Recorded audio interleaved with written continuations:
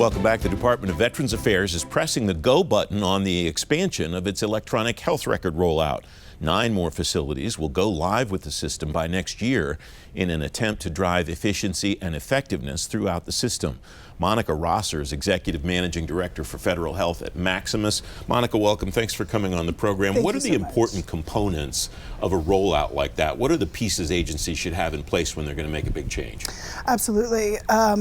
Looking at the Oracle Cerner rollout, it's really the action after the insights. So this large-scale modernization effort, having those clinical champions at the table initially, setting forth those key requirements, and then a real repeatable metrics-based, value-based centered care performance of how this is going to happen. It's that continuum of metrics, outcomes, and constant redetermination of, are we pulling in the right data? Are the performance metrics where it needs to be? And that continual conversations with the user community. The 2 big pieces of the general discussion around information technology and government are applicable here too, aren't they? Artificial intelligence Absolutely. And data, right? You can't talk about modernization in this current ecosystem without talking about the influx of AI, machine learning, robotic process automation. Those are the key topics right now. But also having that match up with the key user requirements, because that is, we could be bringing forth all of the latest and greatest in the tools and technologies, but understanding how that is affecting the clinical provisioning, what that looks for benefits delivery.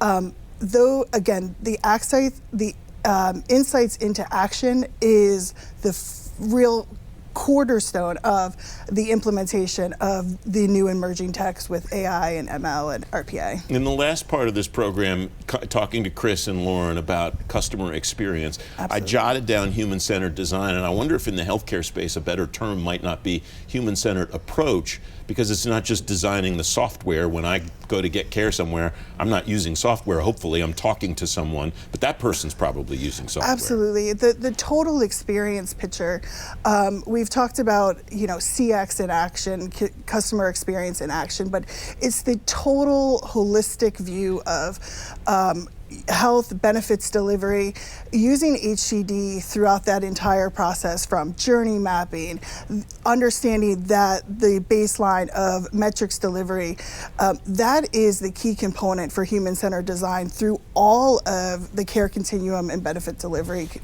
aspects. And as Lauren said, the VA has done a good job with understanding human-centered design in the context of that customer journey. We were founding member of the Veteran Experience Office. That has been a fundamental shift in process mapping, the journey, having that understand that it is not only the veteran but beneficiary experience as well.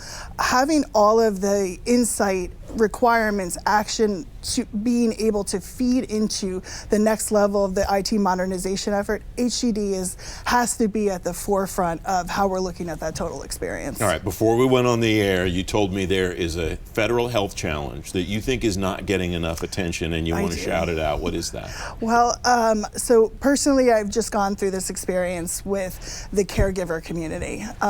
We do wonderful work with the Elizabeth Dole Foundation. There is over 14 million military and veteran caregivers in this country right now.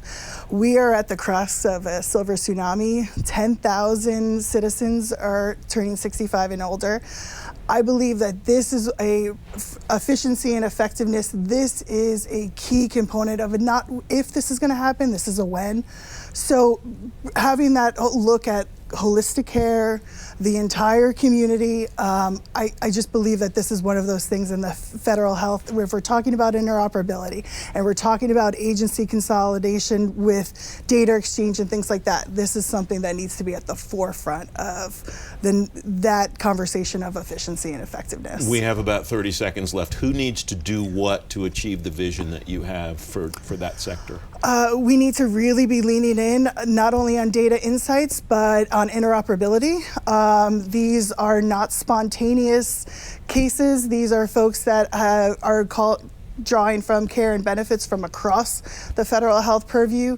We'll need to have champions with the new Elizabeth Dole Act, but this is something that is going to take all of us in the federal health space to come together from a consolidation perspective and really put this as a cause, because this is happening. Monica, it's great to have you on the program. Thanks for joining Francis, me today. thank you so much. You can read more about driving efficiency and effectiveness in federal healthcare systems on today's show page at fedgovtoday.com.